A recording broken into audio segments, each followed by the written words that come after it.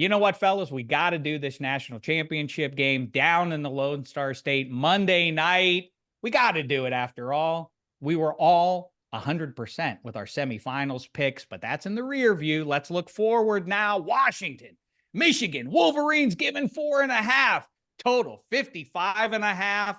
You know what? Like it or not, I think Jim Harbaugh and company are going to win this thing. I think they're going to win it 33-24. Congratulations, wherever you're moving, Jim Harbaugh, in pro football. We'll hear about that in future days. Right now, go celebrate, Ann Arbor. Kevin Hench, how say you? Well, we're in a similar garage, but not the same garage. I think they're going to be two Harbaughs winning titles this year. If you can bear it, America. But I don't think the Wolverines cover against the Huskies. 27-24 Michigan. Michael Penix, man, he made 10 unbelievable throws in that semifinal. I think he keeps it close, but Michigan prevails by 3.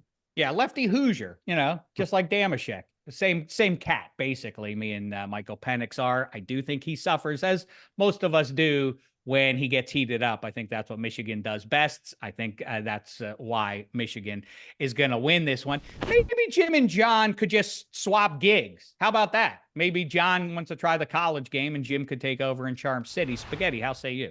I picked Michigan in the Rose Bowl, but I am not picking Michigan in this game. I am going Washington. I don't even want to take Washington with the points. I would take Washington money line. I really like Washington in this game. They have 10 games. They scored 30 or more points, 6 games with 40 or more points. I think if it gets into a shootout, Michigan does not want that. Clearly two different style teams. Obviously, you have Penix who's airing it out, and then you have Michigan who wants to control the trenches, the line of scrimmage. They're going to run the ball with Blake Corum, Donovan Edwards. What scared me about Michigan was how stagnant their offense got versus a bad Alabama team. And let's not forget, like they didn't score for the middle chunk of that game.